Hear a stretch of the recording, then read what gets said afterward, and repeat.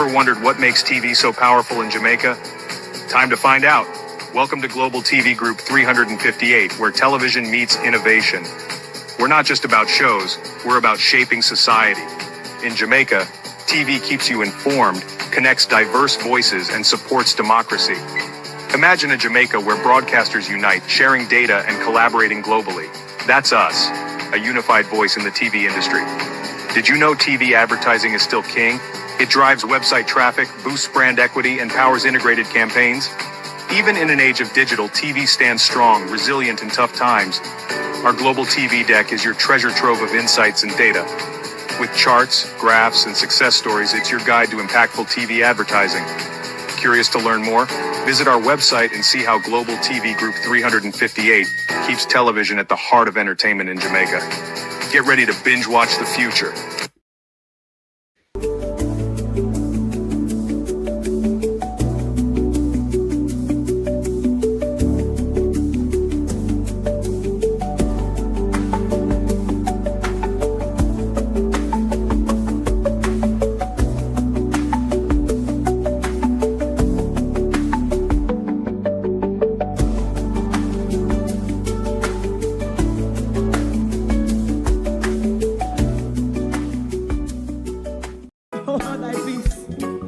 God of my salvation, because the mouth of the sinful and wicked is open.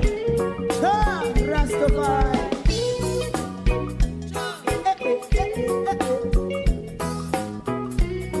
Come with I.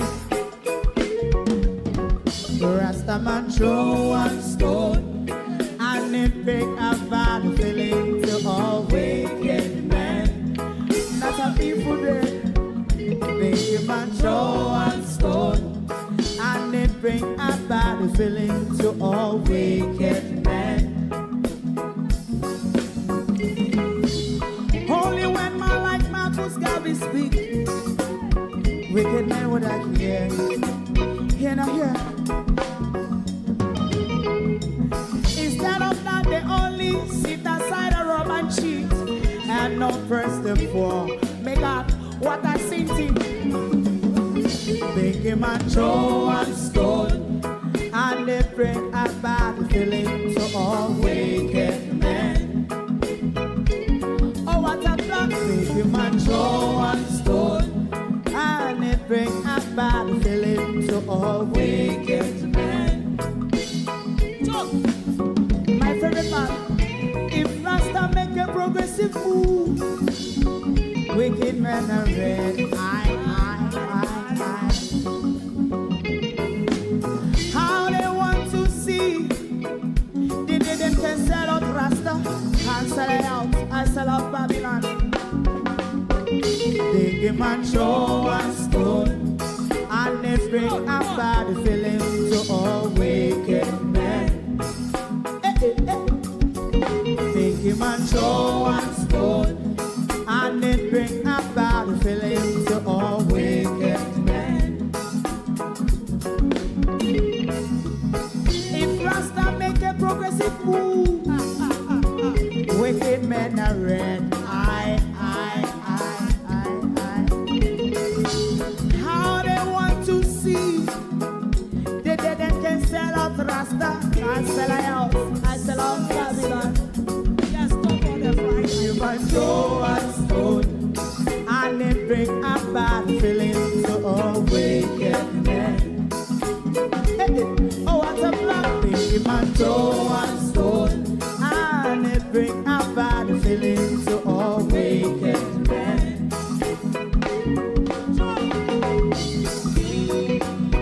You have eyes to see, let him see. You have ears to hear, let them hear. What a prophet must say.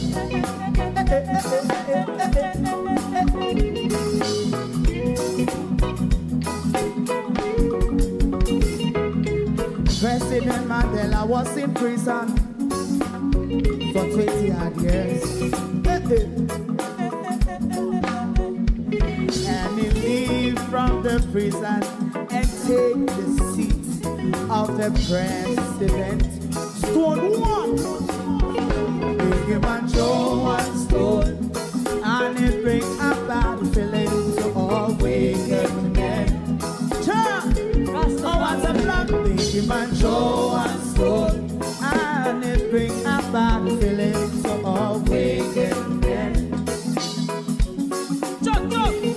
a man throw one stone, and it bring a bad feeling to all wicked men.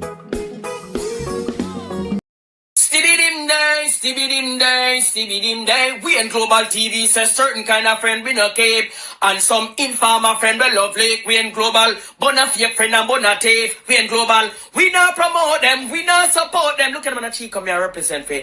We in Global TV, check it. Good evening, and welcome to Drive Time London. You may ask, what is he doing out here?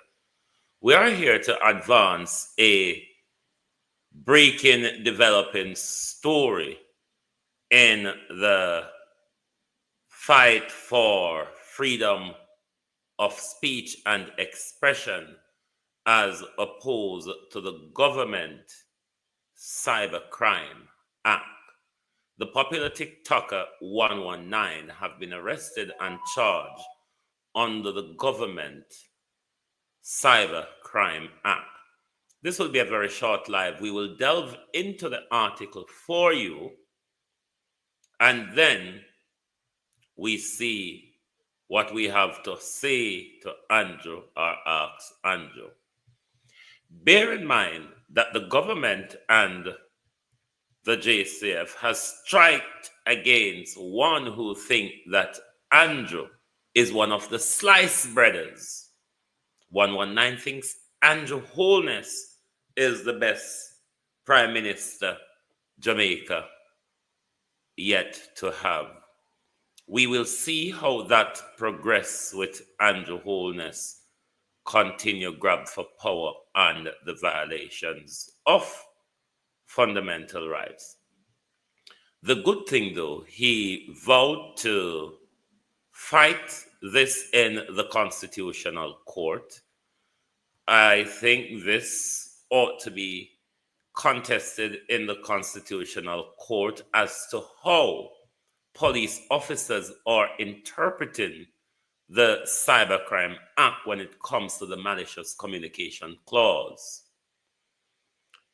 If it is unconstitutional, the court will more than likely struck it out, or if misapplied, then what the court could do is lay down guidelines as to how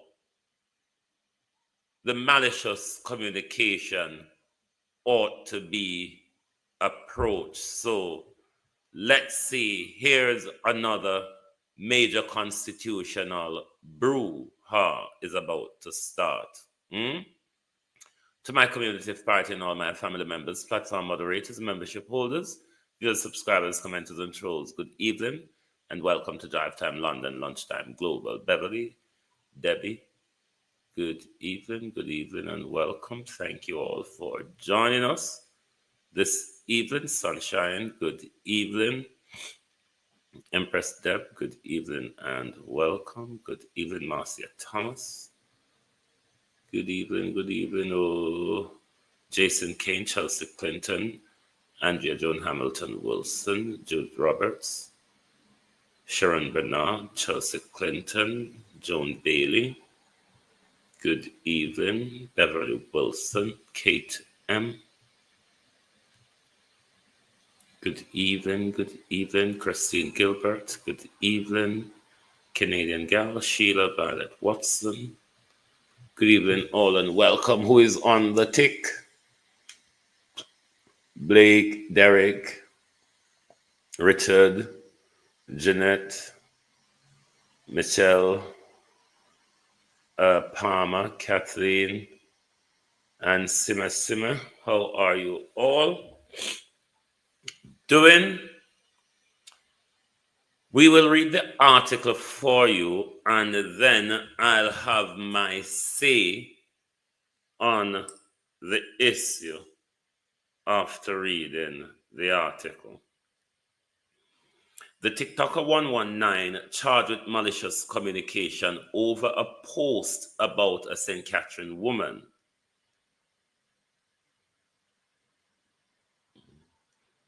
Popular TikToker was arrested on Tuesday and hit with charges of malicious communication under the social media under the Cybercrime Act rather, in relation to 2 social media posts regarding a female of a St. Catherine address. The social media popularity, whose real name is Milton Ray, was held by Spanish Town Crime Investigative Branch. He was granted station bail in the sum of 400,000 and will answer to the charges in the St. Catherine Parish Court on the 12th of May. I beg them, this is him speaking, 119 speaking, I beg them to tell me what word in my post amounted to malicious communication. The officer replied, that's why there is a judicial system that will be revealed in court. There is a danger to that.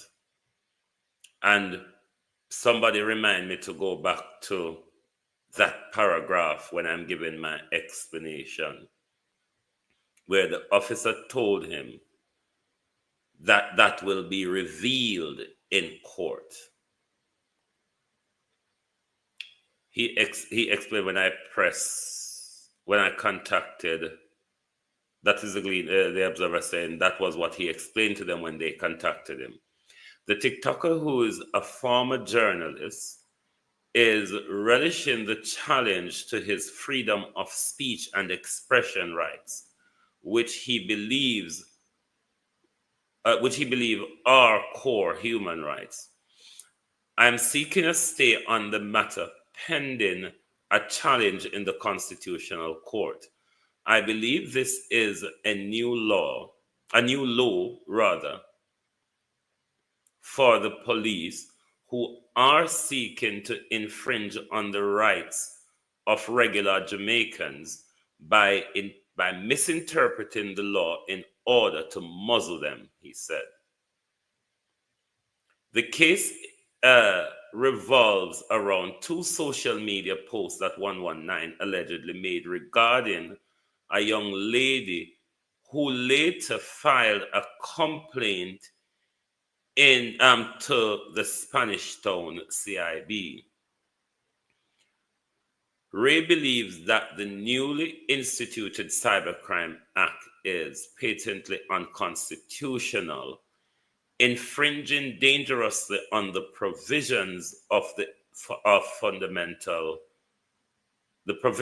Charter of Fundamental Rights and Freedom, that is the Constitution he's referring to.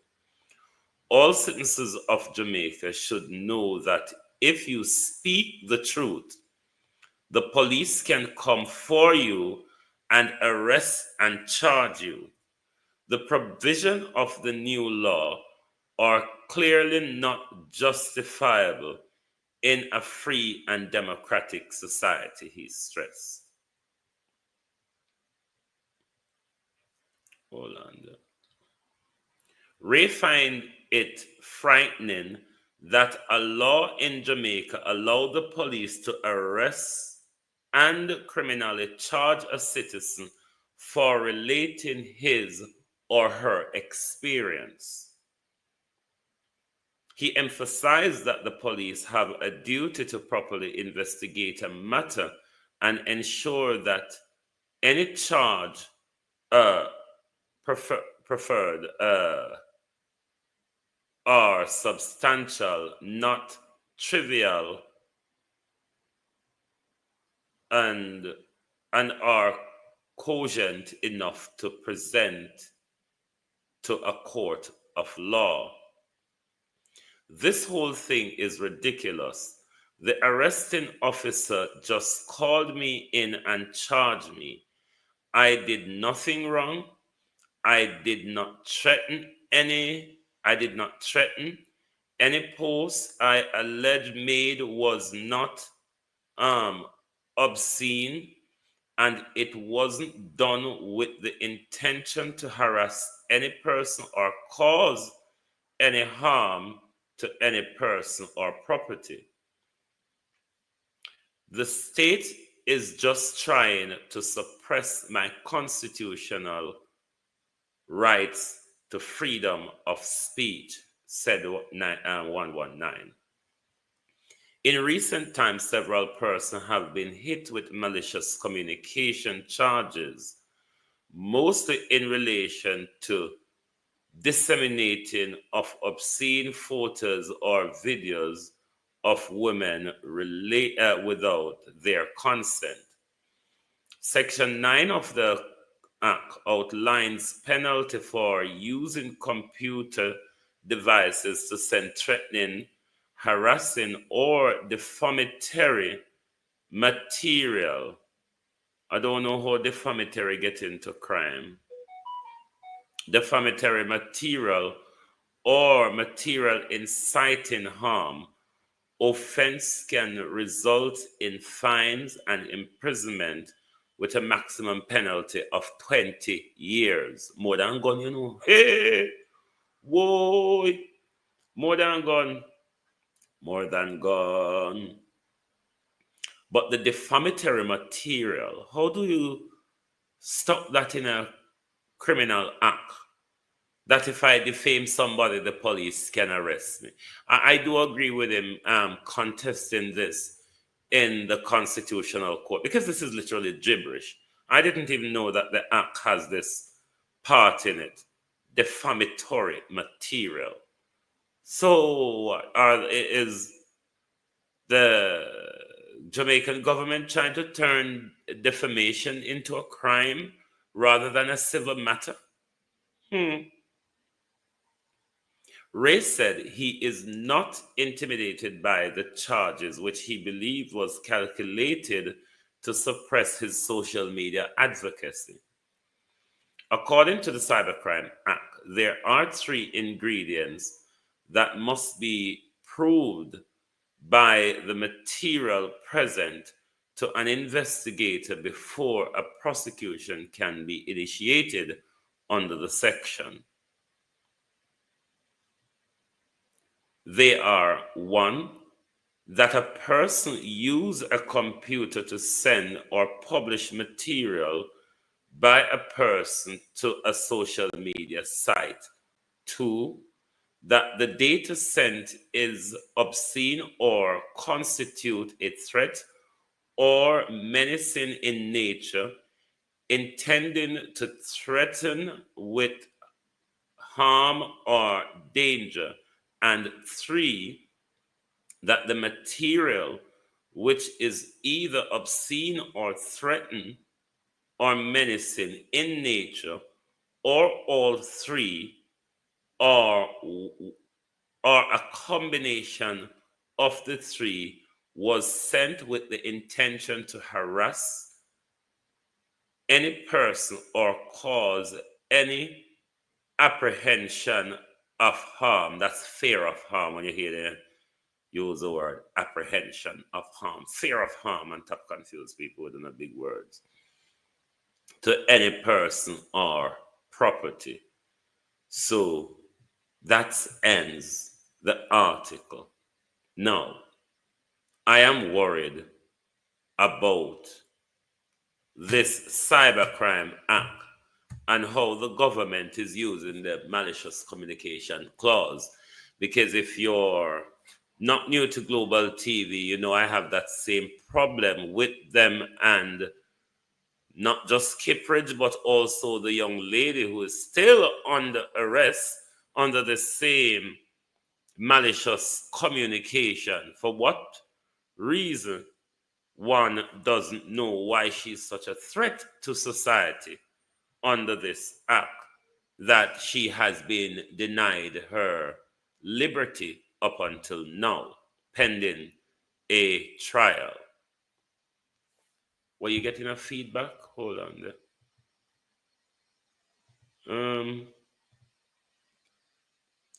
What feedback are you? Live echo.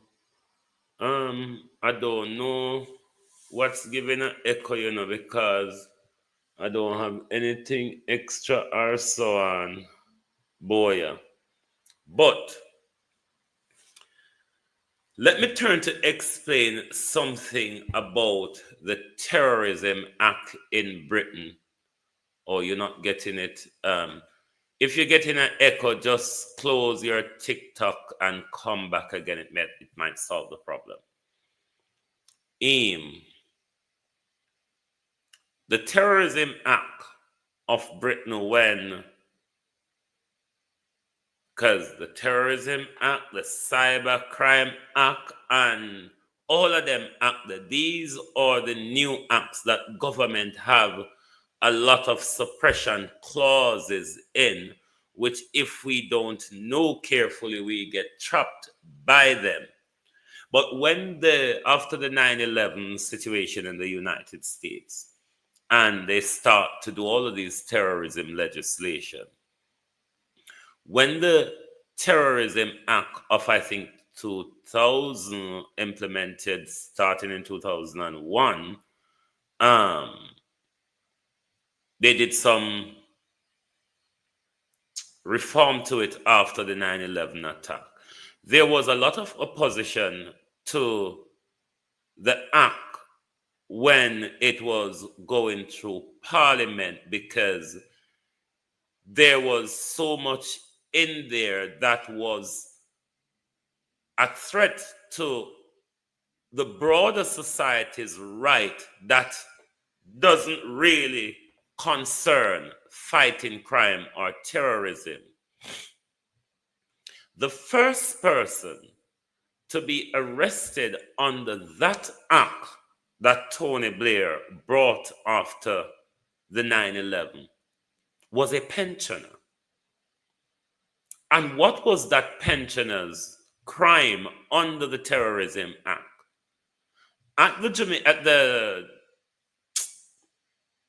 Labour Party conference in Brighton, was it 2001, 2002, I think 2002, I believe, a pensioner was demonstrating, stand up in the conference and demonstrated against Tony Blair because of his Afghanistan tirade with President Bush.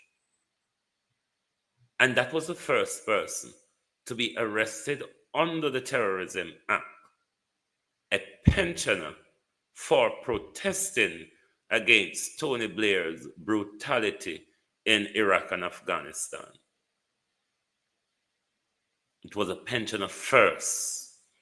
So when government are coming in with these new legislation to keep up with society, the way society is going, such as terrorism has become a new developing thing since then, social media is ever becoming more extensive and all of that.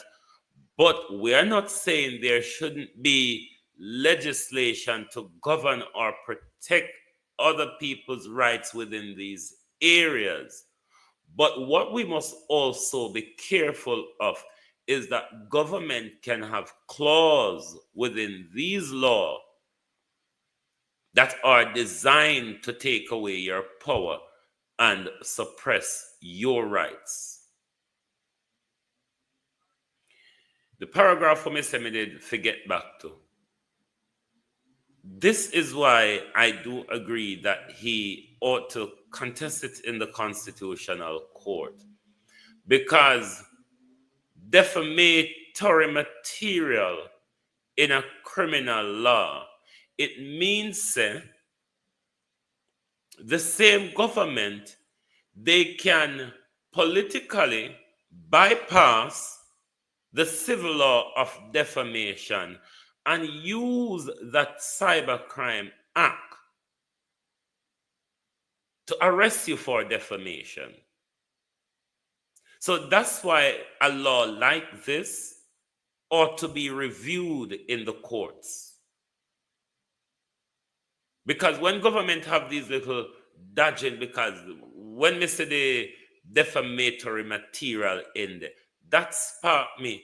How come the government want to have, but then again, This is how the acts that are being pushed in our parliament, they are not properly scrutinized.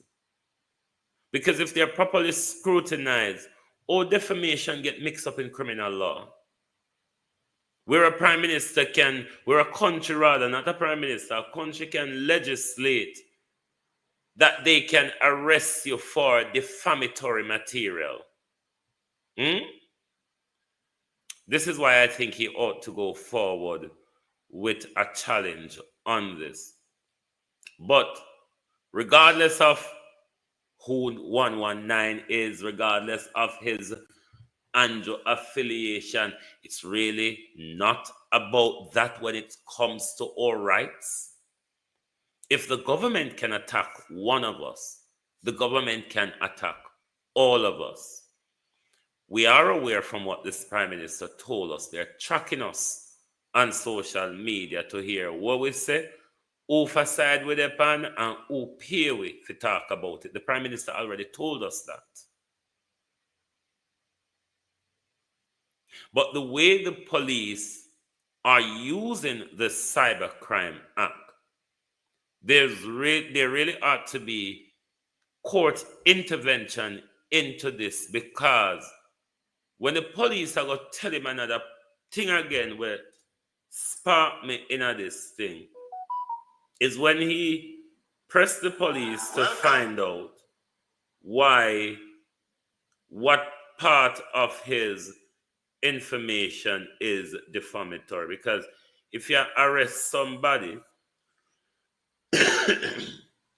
you're going to make them know the charge against them and what them thing rather costs and how you charge them.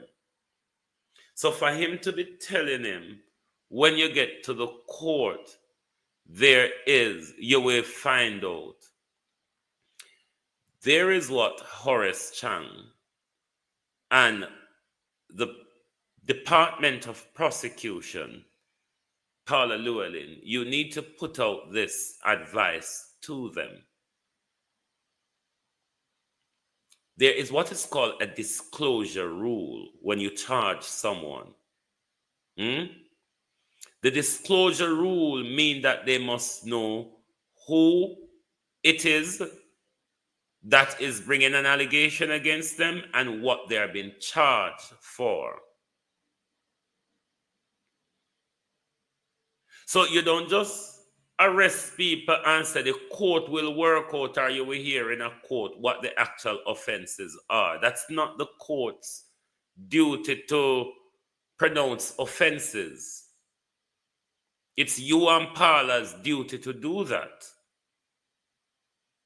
Besides, Paula Llewellyn, the information you provide to Paula Llewellyn's office, Paula Llewellyn, under the disclosure rule, will have to disclose to his attorney before we go to court. Otherwise, that's a reason to have the case thrown out of court, because the government and the security services has violated the disclosure rules. So when I tell him, say, there is a judicial system, he will find out when he got court. Paula Llewellyn need to address that. That's a violation of the disclosure rules. And I'm sure his attorney will make sure them have that rectified. What that also shows is that the police, them, cannot be allowed to police this law that they do not understand. There ought to be guidelines from the Department of Prosecution, or the court must make a pronouncement as to how this law is being interpreted, because clearly, maliciously, politically, they can arrest us for anything they don't like to hear from our mouth. Silver looking, how you do? Under the Cybercrime Act, They can use it for political suppression in the social media spheres. We see them use it, and I'm going to ask a question, not knowing if it's connected, if the woman where made the complaint against him is connected to the Tickman issue. But this 119, though a supporter of Andrew Holness and think Andrew Holness is the best prime minister, he is sometimes critical of things that the prime minister does, the truth be told. He was also very much critical of them on the issue of Tickman's murder. I wonder if anything, any feelings is stemming from that with regards to him and the security forces, because he was one who was critical of them with the Tickman issue. But beside all of this said, we cannot stand by and watch the government suppress any one of us right, whether you agree with our broadcast method, political tribalism or not.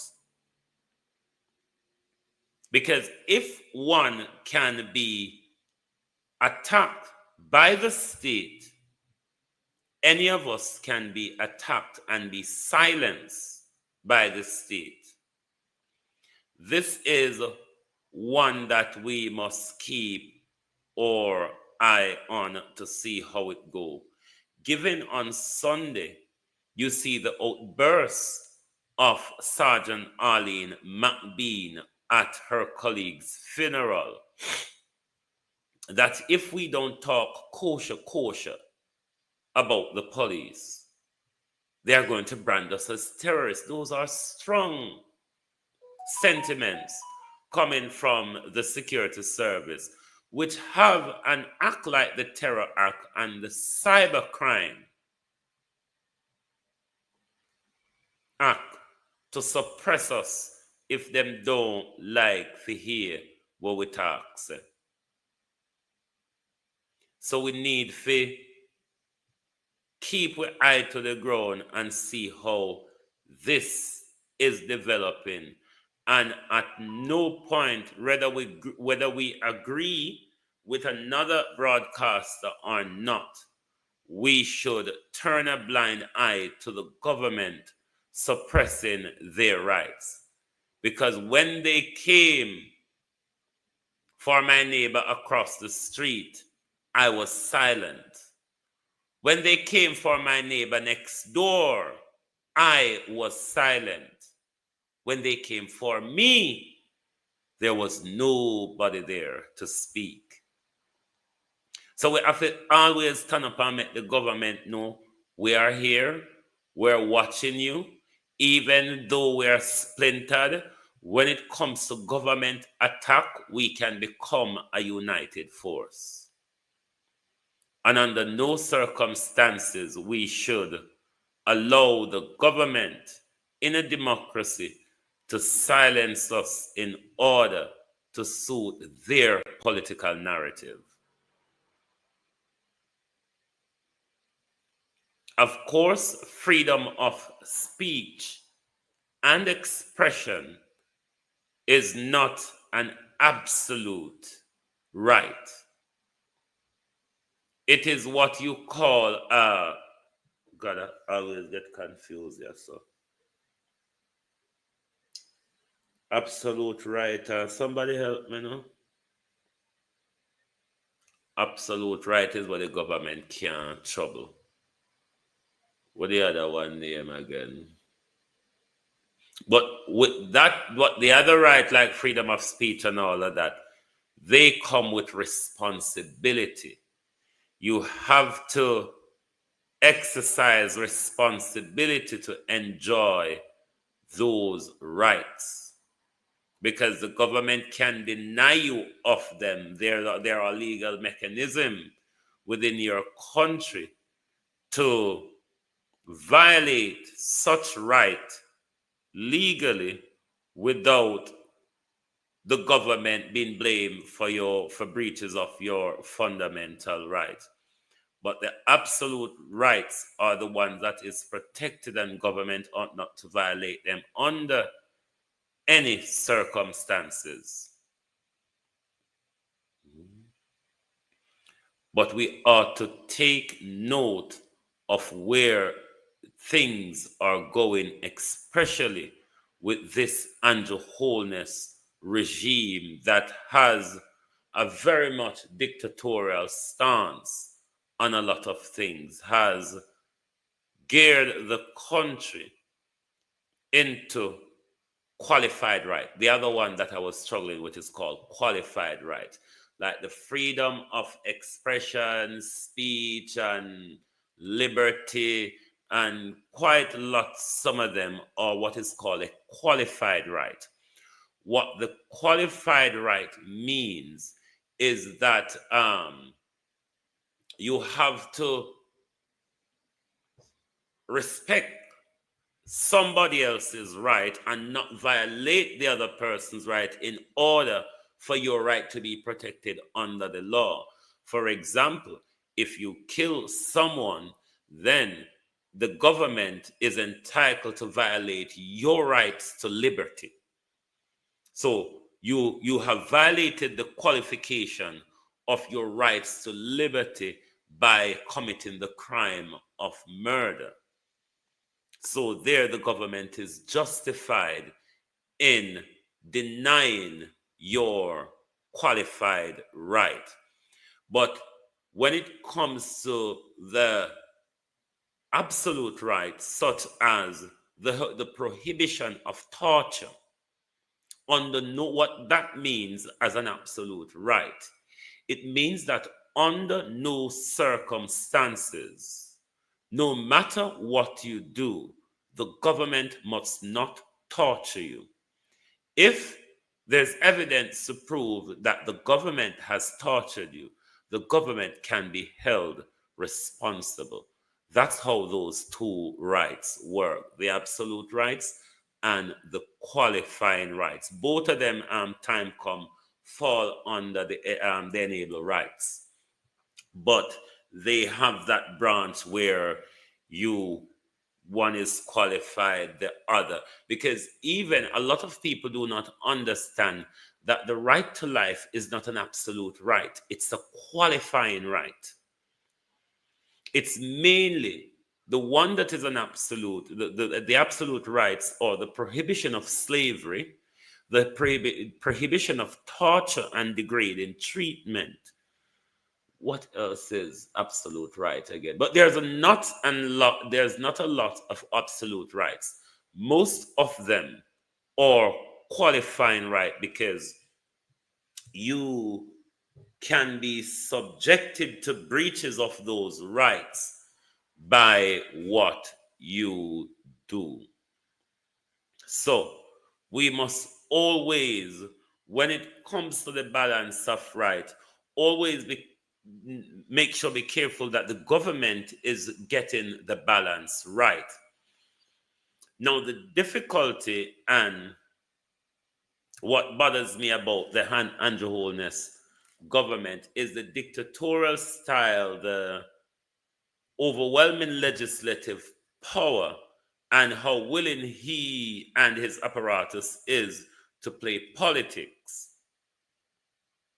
So when you have such a vague law that the police does not understand, because it's not just Jamaica police, most police in most countries do not understand the law they enforce. They are just given the power, and them power hungry, and a lot of them make it up as them go along. That's why you see when most police approach you, and if you challenge them over what is called reasonable suspicion, communication breakdown, because they didn't stop you because of a reasonable suspicion. They stop you because of the power they have and can exercise.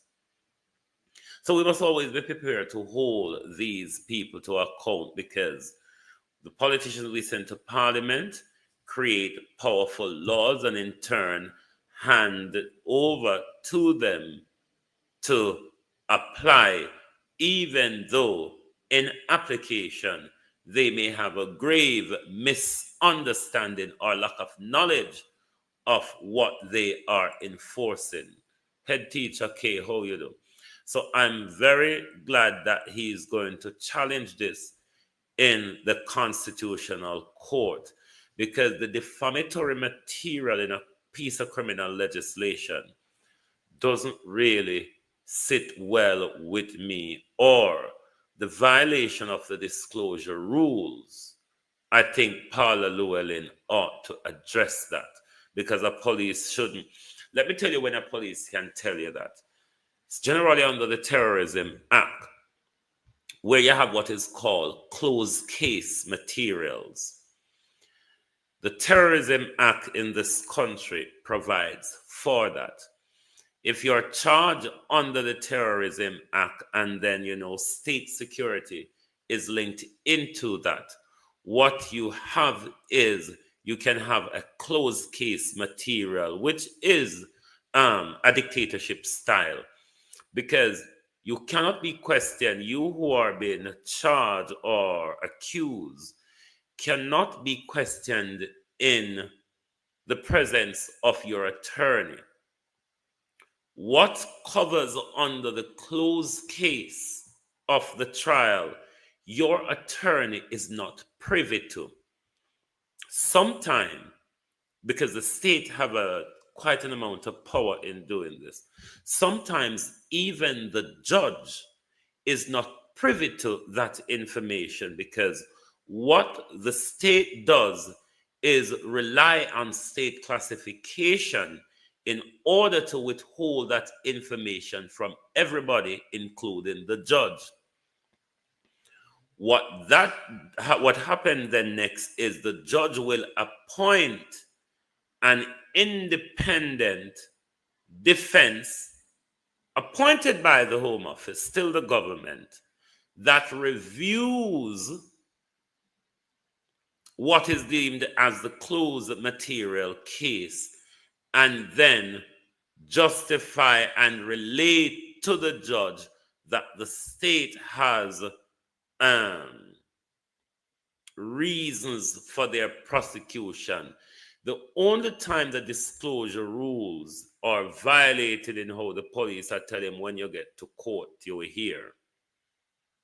This only happens in a closed material case. So Paula Llewellyn must address that, because it's the office of the prosecutor, Paula Llewellyn, who is under duty to disclose to his defense team on all of what you are relying on. And I'm sure the court will make such direction on disclosure.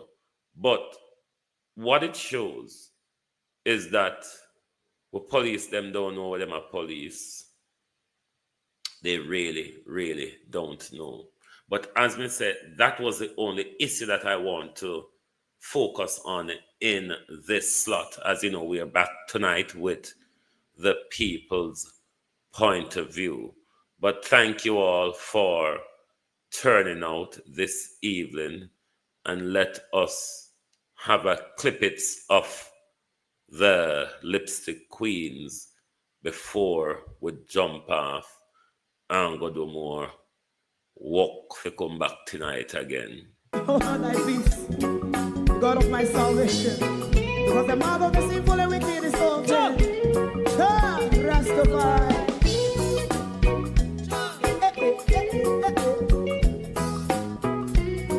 Come with I. Rastaman throw one stone, and it break a bad feeling to all wicked men. Not a people there. Make a man throw one stone, and it bring a bad feeling to all wicked men. Only when man like Marcus Garvey speak, wicked men would I hear. Hear now hear. Instead of that, they only sit aside and rob and cheat, and not first and foremost. May God, what I seen him. Big him and throw and stone, and they bring a bad feeling to all wicked men. Oh, what a plan! Big him and throw and stone, and they bring a bad feeling to all wicked men. So, my favorite man, if Rasta make a progressive move, wicked men are red. How they want to see the day them can sell out Rasta and sell it out and sell out Babylon. They give man show and stone, and they bring a bad feeling to all wicked men. They give man show and stone, and they bring a bad feeling to all wicked men. If Rasta make a progressive move, wicked men are red. How they want to see the dead and can sell out Rasta and sell out, I sell out Babylon. Just stop on the front. You might go and stone, and they bring a bad feeling to all wicked men. Oh, what a black thing, man, throw and stone, and they bring a bad feeling to all wicked men.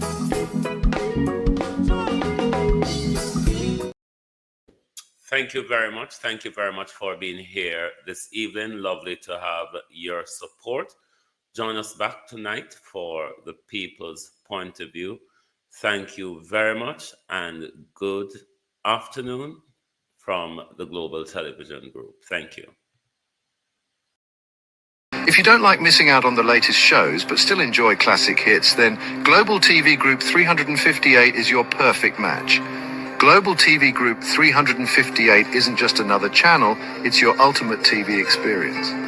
From breaking news to binge-worthy dramas and timeless classics, we've got it all. Our unique blend of original content and global favorites means there's something for everyone. And guess what? With GTVG's seamless streaming, you can watch anywhere, anytime. Plus, our interactive features let you be part of the action. So, whether you're a seasoned binge watcher or a casual viewer, Global TV Group 358 is here to keep you entertained day and night. Don't just watch TV, experience it with Global TV Group 358. Subscribe now and never miss a moment.